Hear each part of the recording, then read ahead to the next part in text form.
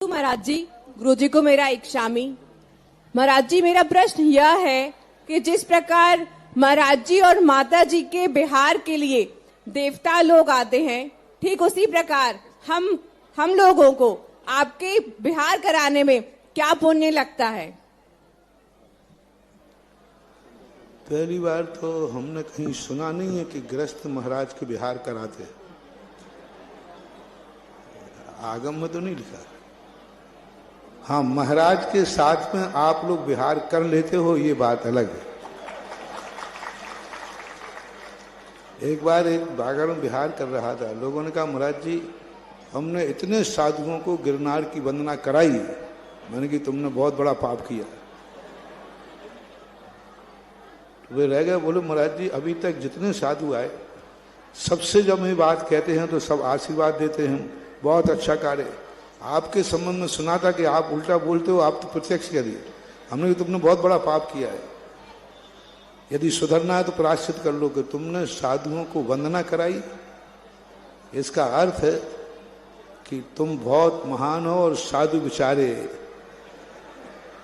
अरे हमने कहा इतना बोलो, हम वो पुण्यशाली हैं कि हमने साधुओं के साथ गिरनार की वंदना की है।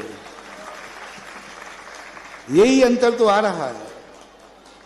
पिताजी हमारे साथ रहते हैं, सुन रहे हो ना? आजकल क्या हो रहा है, मम्मी पापा मेरे साथ रहते हैं, और सही क्या कहना चाहिए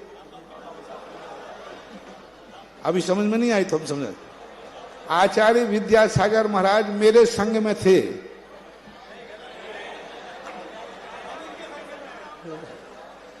समझना कितना अनर्थ हो गया। बोलो अनर्थ हुआ कि नहीं, पाप हुआ कि नहीं? आप उल्टा बोल दो, हम पूज्य गुरुदेव आचार्य विद्यासागर के साथ में थे।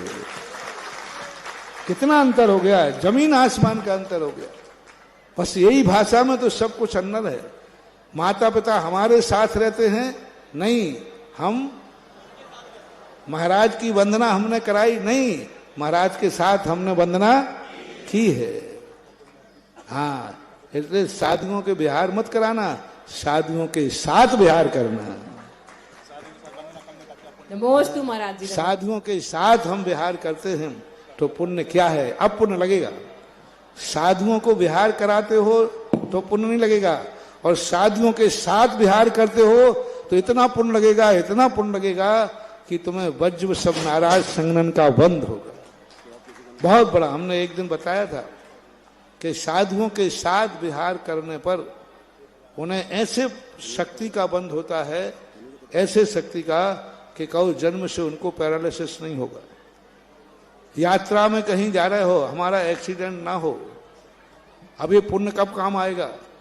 कभी साधु के साथ में तुमने विहार किया होगा, वो पुण्य उस एक्सीडेंट के समय काम आएगा कि गाड़ी चकनाचूर हो जाएगी और तुम साबुत बन करके बाहर आ जाओगे, क्योंकि तुमने कभी साधु के साथ विहार किया था। साधु के साथ, साधु को अपने साथ विहार नहीं कराया, साधु के साथ विहार किया। तो इस प्रकार से स्थिति बनना चाहिए। ऐसा तो महान पुण्य है साधु संतों के विहार कराना। हमने कहा था ना कि 3 बार चौके लगते हैं, एक घर में चौका लगता है, कोई ज्यादा पुण्य का बंद नहीं है। एक महाराज को तीर्थ क्षेत्र पे जाकर के आहार देता है, दुगना पुण्य।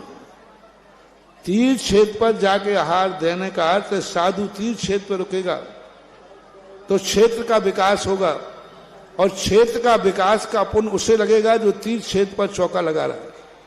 दूसरा, तीर्थ क्षेत्र पर साधु की साधना बनेगी, चर्या पलेगी, तो क्षेत्र पर चौका लगा के आहार दे रहा है तो साधु की निर्दोष चर्या पालन में सहयोग कर रहा है।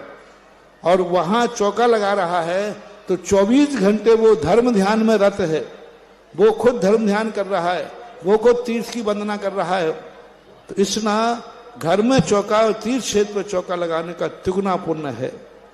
दूसरी बात है, बिहार में जब चौका लगा रहा है, साधु की बिहार चर्या है और उस समय अभाव है, और वहां जाकर के आहार चर्या करना तुम्हारे सम्यक दर्शन की विशेष पुष्टि प्रभावना अंग है। हमने उसकी वजह रामचंद्र जी ने 50 बार आहार दिए, कोई शास्त्रों में चर्चा नहीं है।